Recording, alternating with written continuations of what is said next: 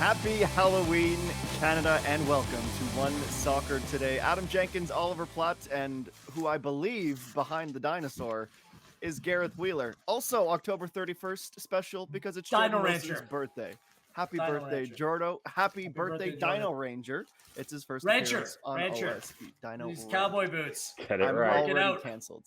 I'm We're going wearing to talk these a to lot Calgary. about cowboy boots today. That's right, Gareth, because we are headed to Calgary next week for the CPL final, but we are still waiting to find out who will be joining Cavalry. And I must say, I did a little snooping on the Ticketmaster.ca website yesterday for the final, and it looks packed. So if you plan on traveling and want to be in the stands for the match, get on those tickets. I swear they're not paying me to say it. There's just truly a very limited of inventory left. Yes, it's going to be a fantastic day. We are not forecasting snow, but it's Calgary, so we know that can change before we're finished taping this episode.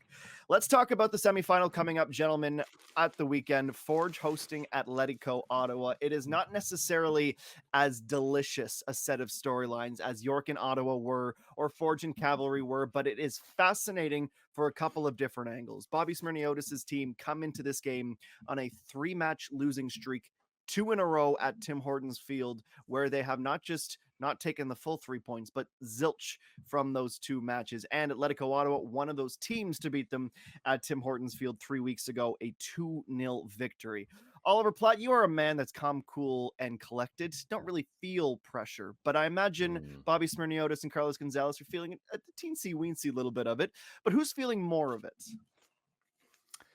I think it's Carlos Gonzalez and Atlético Ottawa. I'm going to go back to 2022 when I think one Gareth Wheeler asked this very question to Bobby Smirniotis before the final between these two teams. And I don't know if you remember what Bobby said, but it was something along the lines of, I've already got 2 of these in the cabinet.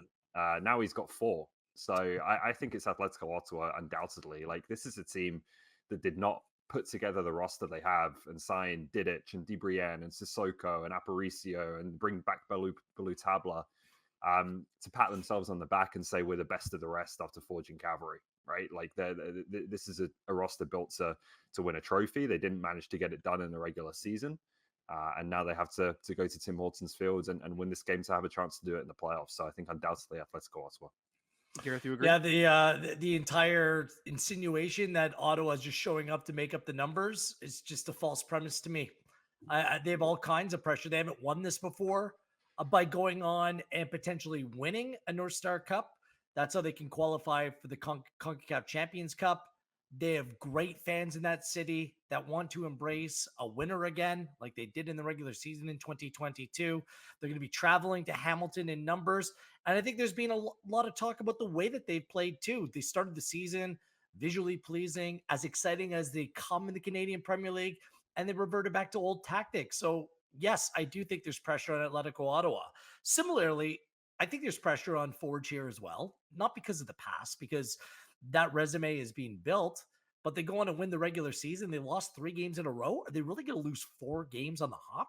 And then questions would come about saying, well, what the heck happened there if they don't go on and win this game? Because they were perceived to be a month ago a significant favorite to do the double this year. And they came this close to knocking off 2 MLS teams on their way to a Canadian championship as well. And if they don't come away with this title, I think it would be seen internally as well as externally as a significant disappointment as well. So pressure's on both teams, and that's what makes this such a watchable game for me. Okay, so in terms of actually getting there, the nuts and bolts for Ottawa and Forge, I think, Gareth, you've been consistent with your scouting report on Atlético Ottawa. But we're in these knockout matches now where that type of occasionally safe football, especially if there's to be a lead, can be very, very conducive to success here. Just like we saw Cavalry. It's not that Cavalry parked the bus, but they kept Forge out wide and dared them to break them down, and they simply couldn't. Do you think that's the path to victory for Ottawa at the weekend? Yeah, it's going to be a massive challenge. Massive. Get it? Challenge for Ottawa this weekend. But on the way that Cavalry played, I'm not sure if that's the model for Atlético Ottawa. It's easy to predict how they'll play, and that is going to be very defensive. Getting numbers behind the ball and using the ability of players like Bassett and Balou to spring Del Campo on the counterattack. I just don't think that's good enough. And I don't think that is the path to success for them. I am pleading with Carlos Gonzalez to set up his team where they're going to go toe to toe with Forge, because Forge, the way that they're constructed right now, I think you can get after them. They have a reference point. 3 weeks ago, they went into Tim Hortons Field, came away with a 2-0 victory. They didn't back down. They tried to play a little bit of football in that game, and I think they did that well. I think that if you sit back too much against this Forge side, they'll eventually pick you apart because they have good technicians. They create a lot of chances no matter who they play. I think you're riding your luck if you play that way. If Ottawa comes out brave, comes out and throws a couple punches of their own, I think their own supporters will embrace it. I think it will make it a much more watchable fixture. And I think it actually puts them in a better place to go on and win this game outright. Because look, they have the players to do it. They did it earlier in the season. They showed that they can play this kind of football and do it with a level of success. So trust your top players. They shouldn't be intimidated by this Forge side, and I hope that their approach reflects that on the weekend. I'll eat a tag, and then I'm going to give you the first word on Forge. Yeah, I think it's the ultimate referendum, really, on what Wheels just said, which is, style versus results, right? Like, you can say that we've not been that impressed by Atletico Ottawa. You can say that they were lucky against York United. You can say that you don't think it'll be good enough against Forge, and I tend to agree. I don't think it will be. But since they kind of adopted this back five and this mentality, which was, I believe, back in at the start of August, after they played 3 games against the other 3 top teams in the league and lost all of them. They've lost 1 game since then, right? And that was the game in which Lieberman Torres was sent off after 25 minutes. So they'll make the case. I think they'll continue to make the case until it isn't the case anymore, that this style gets them results and allows them to compete at the top end of the table and for trophies. But we'll see. I tend to side, more with Wheels, that I just don't think that it offers quite enough to get past a team like Forge, even if it's brought them to this point. Okay, team like Forge, Ollie, what's their path to victory? I think for me, like, a lot of people are going to talk about the striker, and we've discussed that, and that's definitely part of it. But I think defensively, they have to be better than they were last weekend. Like, in the first half in particular, we've mentioned this as well. Like, I thought they got pushed around a little bit too much. They let Cavalry out. They let Waszewski get on the ball and kind of bring others into play.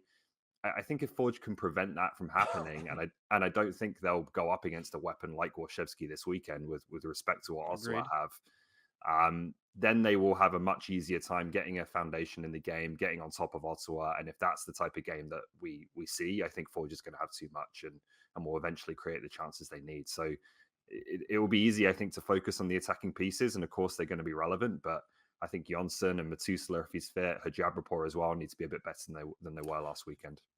Really quickly on Forge, we know that they don't have that natural number 9 that they can count on right now. So it is what it is. What I think is interesting for me is how do they get the most out of Benny Badabanga down the left-hand side? Because against Cavalry, that was the one profound difference, that the player behind him, Malik Olawabi-Belawu, is a really good defensive player, locked down that way. But Badabanga is at his best when he has a supporting player coming in behind him. That was Daniel Parra all season long. Those 2 players in tandem were such a handful to deal with. Badabanga was oftentimes double teamed by Cavalry and didn't have a lot of joy. I don't think that was his own doing. I just think that he needs support in terms of the structure. So how will they take advantage of that down the right-hand side of Atlético Ottawa, which I think is a position that can be had? That's going to be a crucial area of the field for me. If they can get Badabanga involved and make him a real focal point in this game, then I think that means good things for Forge. And we know as well, Bobby Smirniotis has an incredibly deep and incredibly rich midfield player pool. It's how does he get the balance right? Do you sacrifice the Nana and Palma, for example, push Borges up, play Borges Chouanière, then you can have Jensen and Becker, who did so well together, let Hajabrapor play the 6, but then who goes at the striker? Is it Badabanga? Do you trust a Jordan Hamilton? Is Victor Clonaridis going to be available for the 18? All of these questions, surely, that Forge are dealing with. And the one thing that we do know is, in all but one game, if my memory serves, this is from Charlie O'Connor-Clark and Mitchell Tierney at CanPL.ca. In CPL playoff history, the team that has scored the first goal in a playoff game has won all but one game. That one game was last year's CPL final. And Cavalry, as Tommy Wheeldon Jr. said, in true Halloween fashion, have buried the ghost there and slayed the dragon. They'll await the winner. And now we wonder, we will venture a guess perhaps who Tommy Wheeldon Jr. would rather face. I tried to get it out of him, and he said, I don't care. And I believed him when he said, I don't care. Something to keep in the back of your mind, though, for Cavalry supporters. If it is Forge who win, Cavalry are guaranteed a spot in CONCACAF Champions Cup because Forge is either winning the double and Cavalry get the second spot as P2 in the regular season, or Cavalry win the North Star Cup and go that way. But then they'd have to see their old rival. So there's all of these different scenarios, Gareth Wheeler. Do they maybe feel more confident now that they beat Forge, or do they say, now we want it, let it go Ottawa? I think they want Forge.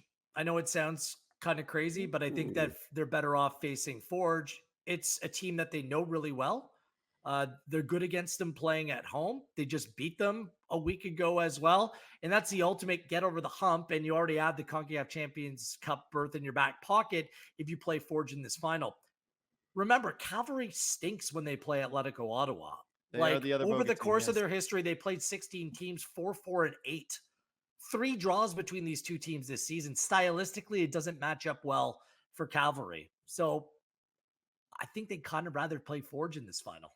Wheels votes Forge. Ollie, what do you think? I think they'd rather play Ottawa. I just think Forge is a better team than Ottawa, and I don't think you want to play the same team twice. The Champions Cup spot is the most convincing part of the argument for me, because that is obviously a big factor, but I still think it's Ottawa. They want to win this cup, and that, I think, gives them the best chance. All right, so we will have our final match before the final this weekend. Tim Hortons Field, 3:30 p.m. Eastern time will be the Matchday Live preview show right through to the end of the night, and then we will be able to properly dissect and preview the CPL final. On to our Tony Bet time.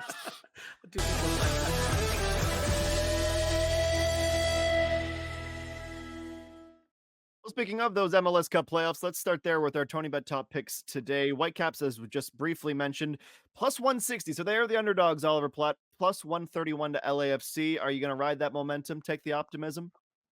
Yeah, I think the Whitecaps can get through this one and win a game. The season can't end like this, can it? Maybe it can, but it would be a sure big can, but probably won't. Let's hope it doesn't. Gareth Wheeler, Atlanta United, plus 220. Inter Miami, only minus 109 on the road. Yeah, minus 109 is fine, but I'm greedy. Let's get it out to a plus 130 range. Inter Miami to win and over 2.5 goals in this game. These two teams, all they do is attack. It's going to look like more like a basketball game at times. So Inter Miami in the over in this one. A little Wheeler parlay. Oliver Platt, New York Red Bulls, plus 114. The Crew, who I believe we all emphatically said would win game one, they are at plus 190. Yeah, I'll take the Crew to keep it alive. Again, certainly can't see their season ending like that. Crew with a pick on plus 120. By the way, this playoff format is a nightmare. Get rid of it. No aggregate. What's wrong with aggregate? Like, the rest of the world of football is no problem using this, but this best of 3 nonsense. Terrible. Major League Soccer occasionally does Major League Soccer things. Our show for this Thursday, October the 31st. Don't be a straggler. 3 pieces of candy, and make sure your kids go out early so Gareth can send his son out. 3 pieces? Thanks for joining us. Hope you have a great Halloween.